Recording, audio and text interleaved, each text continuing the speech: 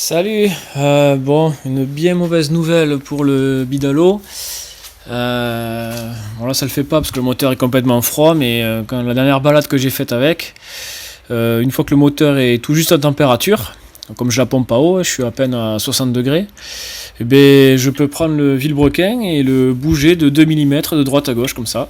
C'est-à-dire que j'ai les roulements qui se baladent dans le carter une fois que le carter est un petit peu chaud. Donc je pense que c'est les carters qui sont foutus et je sais pas quoi faire parce que ça c'est des carters neufs, ils ont à peine enfin ils ont depuis que je l'ai monté quoi, c'est tout neuf quoi, donc ça va même pas 500 km, même pas. Donc si j'en rachète d'autres ça fera pareil, je vois pas qu'est-ce que je peux acheter d'autre. Des vrais carters d'origine MBK c'est quasi introuvable ou sinon ils sont piteux état donc ça sert à rien. Donc voilà, je crois que l'aventure Bidalo s'achève là, hein. Entre le piston qui s'est fortement usé, le segment pareil, le cylindre qui s'est ovalisé, le traitement Nicacil qui s'est barré, et maintenant les carters qui foutent le camp. Je pense que là, on arrive à la fin là. Bon, comme les beaux jours arrivent et que les balades vont arriver, je vais repartir sur une configuration fiable, parce que ça c'est pas du tout le cas. Niveau fiabilité c'est 0.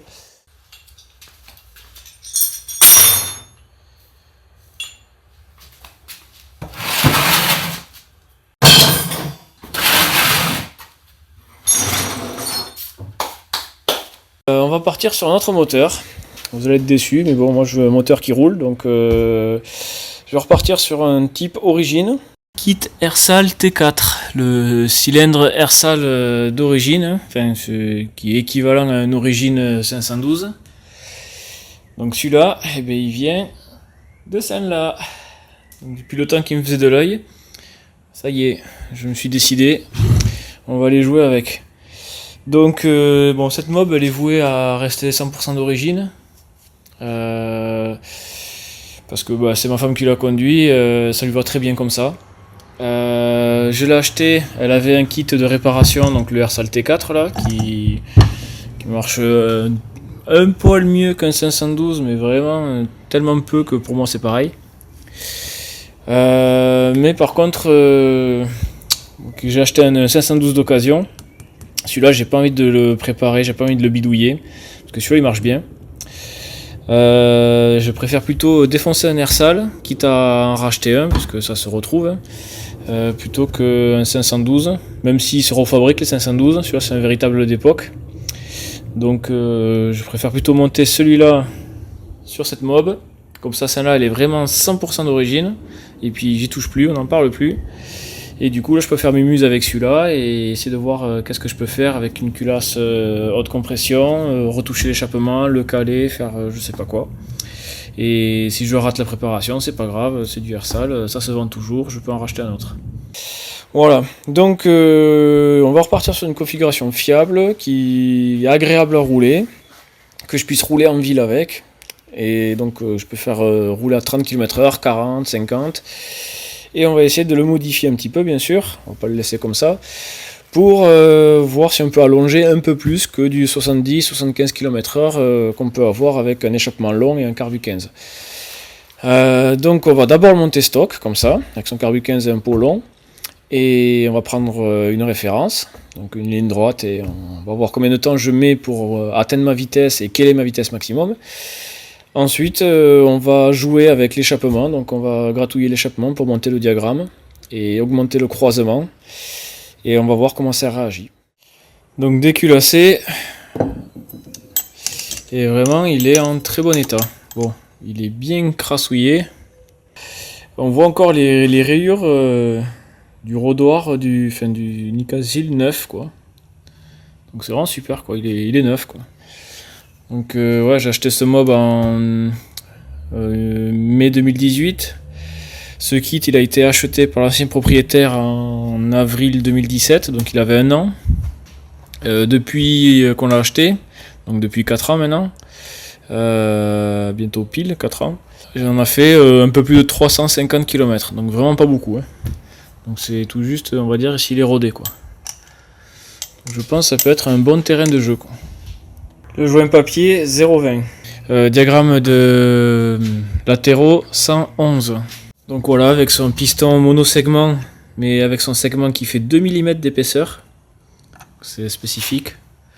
Et toujours le dôme bien bombé. Donc le 512, 108 degrés aux latéraux. Je sais plus avec quel joint, on verra après. Et 142 à l'échappement. Et donc pour le 512, c'était un joint d'embase de 0,25. Donc sinon pour les différences entre le 512 et le Hersal, donc il y en a un qui est au chrome et un Nicacil. Donc du coup Nicacil on peut avoir des segments chromés, alors que lui comme il est déjà au chrome il faut un matériau plus tendre, donc c'est juste des segments en fonte. Niveau du cylindre, ce que je remarque c'est... On va commencer par le transfert arrière. Donc celui-là il a une section légèrement plus petite, que lui va chercher plus loin. Et la séparation elle se fait tout au fond sur le Hersal, alors que sur le 512 ça se fait dès le début. Alors, je sais pas si ça y joue, de toute façon entre ça et ça j'ai à peu près les mêmes performances. Même si lui il a des diagrammes légèrement plus hauts, c'est tellement peu que bon pour moi c'est pareil. Je considère plutôt ce kit là comme c'est pas un kit performance quoi, c'est un kit de réparation quoi. C'est une copie du 512.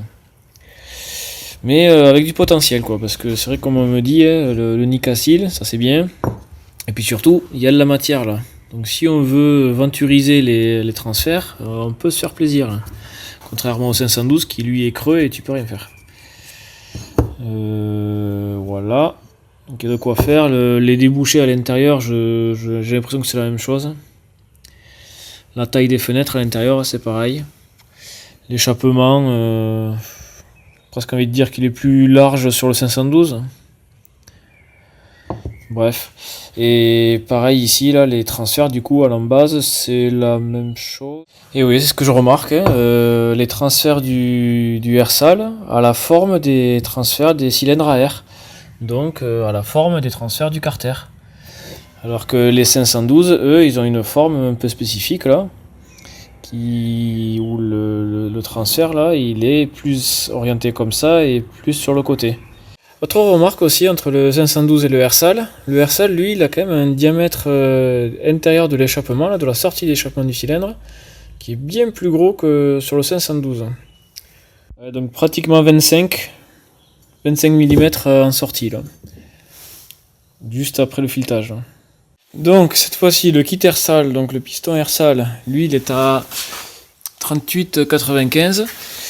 Et donc quand je fais le 0 au comparateur et que je l'insère dans le cylindre, donc le cylindre lui il est parfaitement rond, parce que peu importe que je mette comme ça à 1 cm du plan de joint, ou comme ça mais au-dessus de l'échappement, de la lumière d'échappement, ou comme ça, j'ai toujours 6 centièmes et demi de jeu cylindre piston. Donc là c'est le jeu vraiment top, donc vraiment le jeu bien. Donc ce qui est bien aussi, c'est que si j'y mets un piston Doppler à la place du piston Hersal, le piston Doppler lui il est en 38,95 et ça tombe bien, c'est ce que mesure le Hersal. Donc on aurait aussi les 6 centièmes et demi de jeu cylindre piston avec le Doppler, donc génial quoi, il n'y a plus qu'à le monter et puis le gaz. Donc j'ai vérifié le piston Doppler et effectivement on est bien à 38,95 comme c'est gravé dessus. Donc le piston Doppler en place, un joint de... il fait celui-là 0,25, 0,3. Voilà le kit Hersal avec le piston Doppler et la culasse Bidalo, comme ça on a à peu près toutes les marques mélangées. Donc le piston Doppler sur le kit Hersal il arrive... tellement affleurant, enfin c'est vraiment c'est affleurant quoi. Le joint c'est donc un 0,27 on avait vu. La culasse Bidalo elle est en retrait de 0,5, donc évidemment ça fait près, très très près, et ça touche pas. Bon par contre si je mets un fil d'étain de 1 mm, on se doute bien que ça va bouger.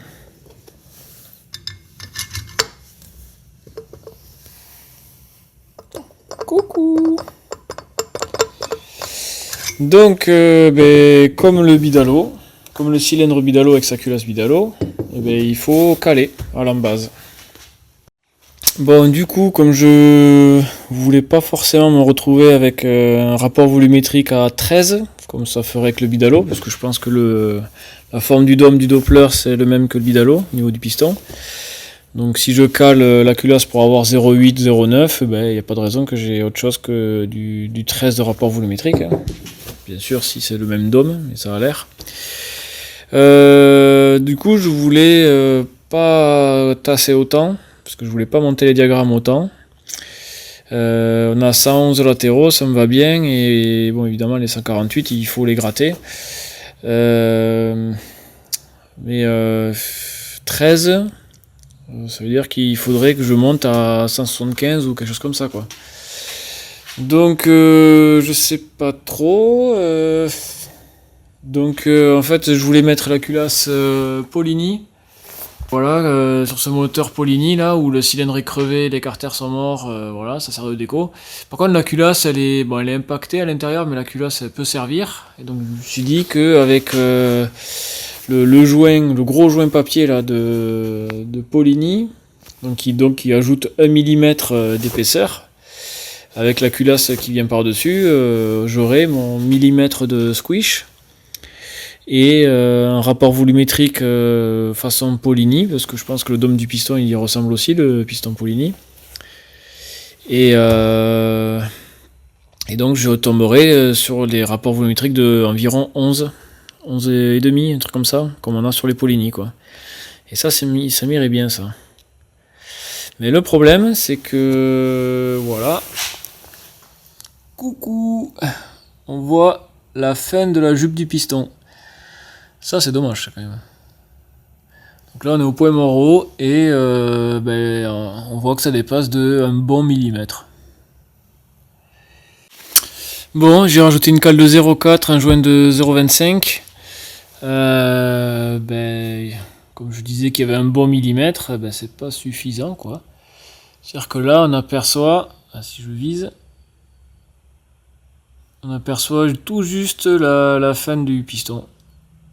Si la culasse bidalo ne va pas pour son squish, on va passer à la culasse Polini. Je sais pas, vous vous souvenez, le moteur Polini là qui était vraiment défoncé. Et j'ai essayé de rattraper la culasse et c'est pas trop mal. Donc il y a toujours les impacts de détonation, ou je sais pas qu'est-ce qu'il y a eu, je pense que c'est une casse moteur ça. Donc j'ai réussi à bien rattraper la chambre de combustion et aussi à rattraper le plan de joint, parce qu'il était tout sauf plan. Il a été poncé au 40 ou je sais plus, si j'arrive à retrouver une photo avant. Bon, au moins on repart avec un truc à peu près viable. Bon, l'intérêt de repartir sur la culasse Polini plutôt que bidalo, c'est qu'elle a un squish, la bande de squish est bien plus anguleuse que celle du bidalo qui est quasi plate. Ce qui nous permet ici d'utiliser le piston Ersal, qui lui aussi est bien bombé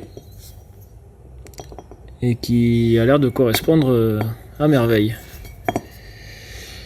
Donc on va partir là-dessus et on va voir. Voilà le piston nettoyé. J'ai regardé le segment aussi dans le cylindre Ersal bien sûr, le segment du piston Ersal.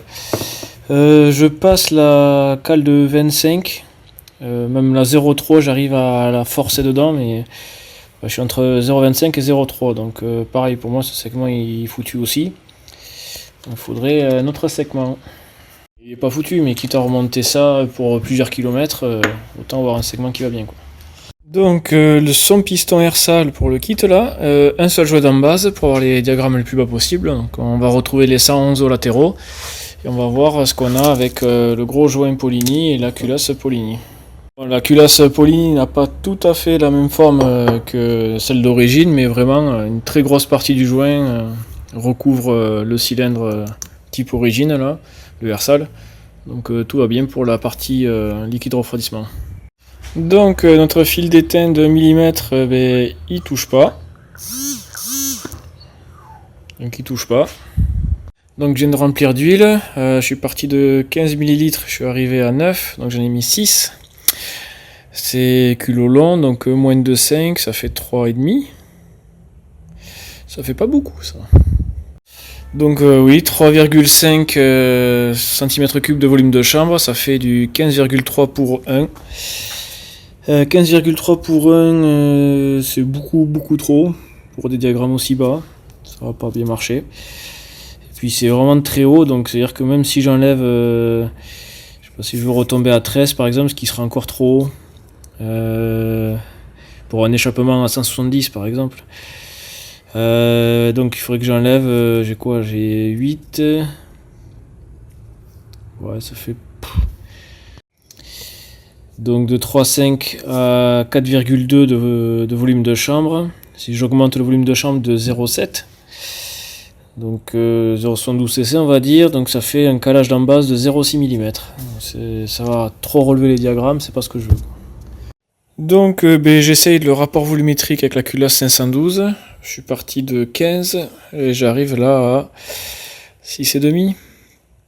Donc là 5, 6, 7, 8, 8,5 on va dire. 8,3. Donc moins de 5 et on calcule. Et donc là j'ai qu'un seul joint, le 0,25 je crois. J'ai enlevé la cale. Donc si on prend 8,3, on enlève 2,5 du puits de bougie, ça fait 5,6. Donc 8,3, si on enlève le 2,5 du puits de bougie, ça fait 5,8. Plus 50, le tout divisé par 5,8, ça fait 9,6 de rapport volumétrique. 9,6 pour 1. C'est petit, c'est tout petit. Donc il faudrait raboter la culasse. Pour le squish, on a vu avec le fil d'étain de 1 mm, on est large. J'ai pas plus gros comme fil d'étain, donc j'ai fait avec des joints toriques de 1,95 que j'ai posé sur le piston. Là, j'en ai deux là, que j'ai mis de chaque côté.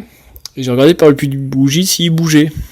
Il y en a qu'un sur les deux qui a bougé très légèrement, et quand je passe avec le volant, ça force rien du tout. Donc au niveau du squish, on est quasiment à 2 mm, donc on est large. Donc on pourrait descendre la culasse, mais sauf que j'ai qu'un seul joint ici, donc le seul moyen c'est raboter le cylindre ou raboter la culasse, quoi.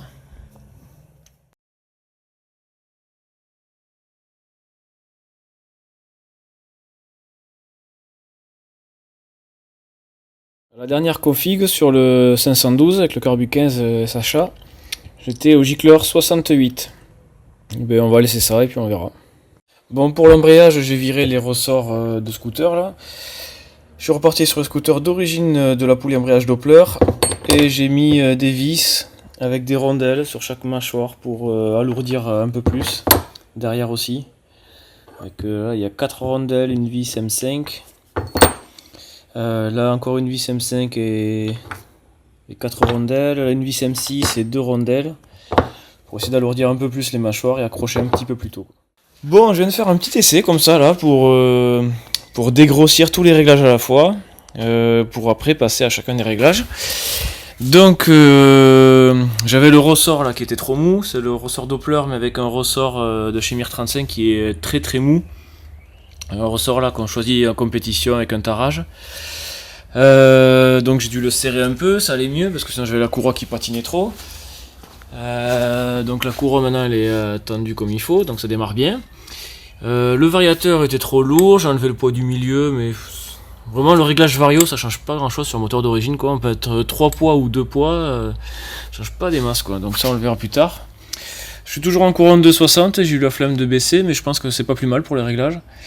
On va rester sur du tirage court. Après le Carbu 15 avec le gicleur 68, j'avais enlevé toutes les grilles à l'intérieur sauf la plus grosse et j'ai viré ma mousse que j'avais mise là parce que quand j'accélérais à fond sur place là sur béquille ça broutait, ça fumait. J'ai enlevé ça, ça va un peu mieux mais c'est trop riche encore. Gicleur 68. Donc c'est ce qu'il y a d'origine sur un Carbu 15 et je sais qu'il y en a beaucoup qui roulent en 72 avec une configuration similaire, donc je comprends pas trop, mais moi déjà 68 c'est déjà un peu trop riche. Voilà, j'ai remonté le Moriyama, il est calé à 1.5 je crois, le Ersal, monté stock, le Black Gun, et puis c'est tout. Donc j'ai gardé la pompe à eau parce qu'aujourd'hui il fait très chaud.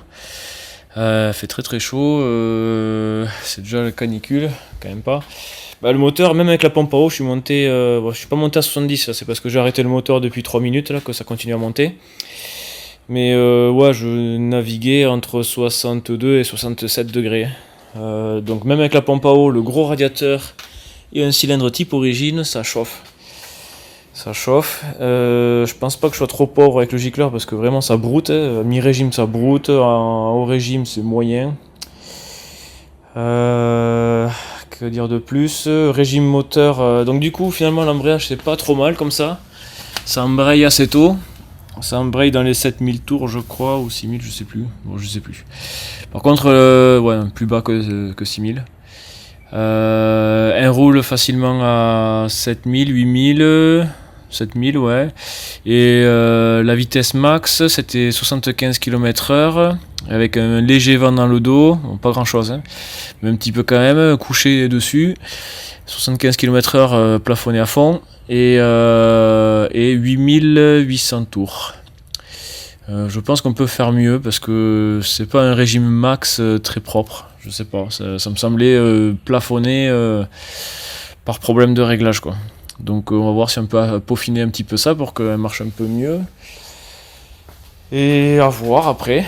Donc bon voilà, c'est ce que je disais quoi, c'est les performances d'un moteur d'origine. Hein, je faisais pareil avec le Hersal. Hein. Avec le 512, je faisais pareil quoi. Donc ça change rien quoi, c'est vraiment un kit de réparation ça. Donc voilà, maintenant connaissant ça, et bien on va voir qu'est-ce qu'on peut faire pour améliorer un peu tout ça.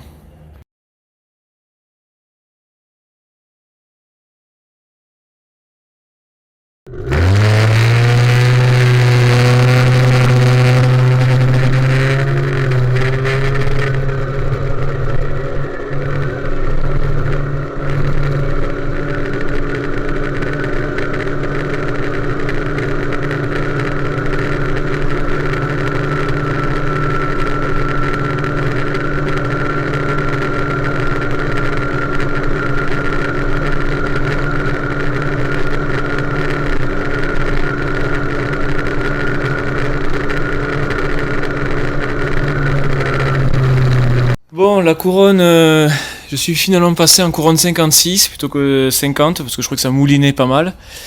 Donc j'ai gagné quasi 5 km/h, donc je suis passé de 75 à 79 et quelques.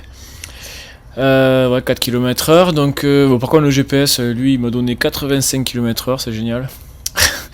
c'est tellement peu fiable ce truc. Donc, bon, on va essayer de faire d'autres réglages pour améliorer un peu ça. Et on verra après.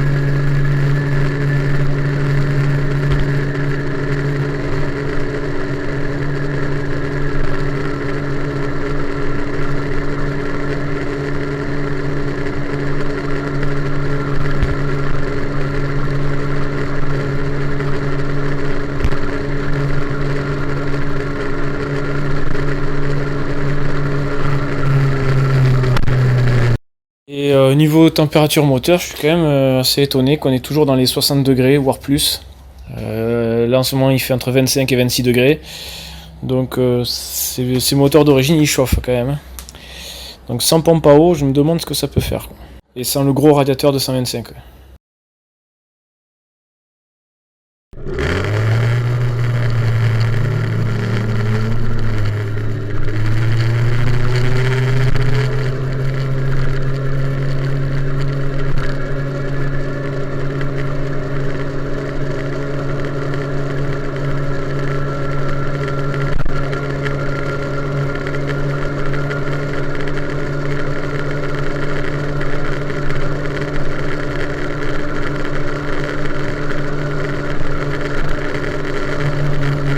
Gicler 65. J'ai pas vu de réelle différence, si ce n'est que c'est moins gras en 65 et que vraiment je démarre à froid facilement avec le 68, donc pour moi le 68 il est trop. C'est bizarre parce que normalement on a plutôt du 72, du 75 et là 68 je le trouve trop gras au comportement. Et puis la bougie elle est pas si claire que ça, au contraire elle est presque noire. Donc tout me pousse à descendre encore, malgré ce qu'on dit. Donc j'ai essayé le 65. 65, j'ai pas perdu en performance. Peut-être gagné un peu, j'en sais rien, je vois que c'est kiff-kiff. Et le comportement de la mob est meilleur. J'encrasse moins en mi-régime, c'est moins, ça ratatouille moins. Et ça marche quand même bien à haut régime. On verra la couleur de la bougie à force de rouler un peu. Du coup j'ai joué sur le variateur aussi, j'avais les deux plus gros poids à 12 grammes donc avec les vis. J'ai essayé un peu plus lourd parce que je sentais que quand je relevais la pédale lanceur, le moteur il continuait à prendre de la vitesse alors qu'il prenait pas plus de tours, pas beaucoup plus. Donc il y en avait encore sous le coffre et du coup j'étais sur le régime de rotation un peu trop élevé par rapport au pic de puissance, je pense. Et ça a été vérifié parce que j'ai mis donc la configuration à 13,5. Du coup j'ai fait facilement 80. Sauf qu'il y a un petit peu de vent aujourd'hui. Je l'ai dans le dos. Il n'y a pas grand chose, mais il est un petit peu variable. Donc est-ce que quand j'ai fait 80, j'avais un peu plus de vent? Ça, je sais pas. J'ai un doute, donc je n'arrive pas trop à savoir. Enfin bon, ce qu'on peut en conclure, c'est que ces petits réglages là ça change pas énorme, ça change pas énormément quoi, à moins que le vent n'y ait vraiment rien fait sur moi, et dans ce cas là le variateur un peu plus lourd a apporté du mieux et le Gicler en 65 a un comportement meilleur niveau intermédiaire.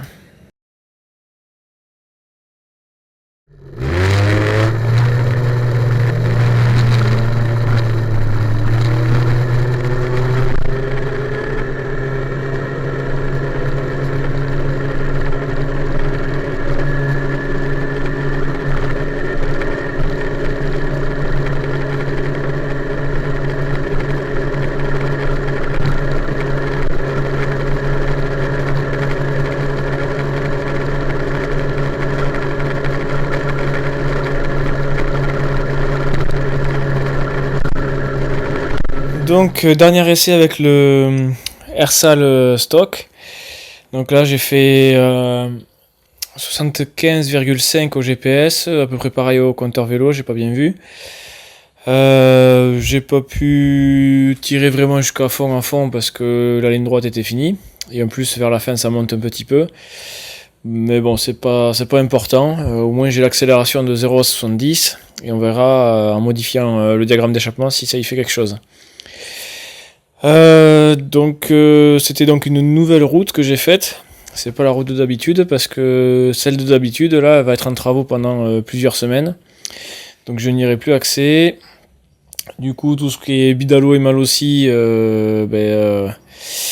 je pourrais plus faire des tests là-dessus non plus parce que celle-là elle est trop courte là. Pour un moteur d'origine ça va bien là, mais l'autre là si j'arrive à 100 km/h après pour freiner ça va pas le faire. Donc pour le Ersal je pense que ça ira. Pour les autres il va falloir attendre. Bon, le moteur il chauffe pas mal, hein, on est au-dessus de 60 degrés. Bon, en même temps il fait chaud aujourd'hui, il a fait 28 degrés, plein soleil là, il n'y avait pas de vent. Donc là il est 20h, 21h, donc la température commence à chuter là, mais on doit être à, je sais pas, 24, 25, un truc comme ça. Donc il fait quand même chaud, mais ça marche pas mal quand même. Bon, au niveau performance, il n'y a pas de différence avec le 512, j'ai l'impression, même si j'ai pas de configuration équivalente que j'avais testé avec le 512. Il faudrait que je regarde, mais je suis pas sûr que j'avais le variateur Doppler, la poulie embrayage et la couronne 56 sur le 512. Encore moins que le Pogianelli. Et le Carbu SHA en Gicler 62 avec la plus grosse des grilles et une mousse découpée. Et la pipe droite. Donc je pense pas que j'ai ça. Donc ça va être notre nouvelle référence pour la modification des diagrammes maintenant.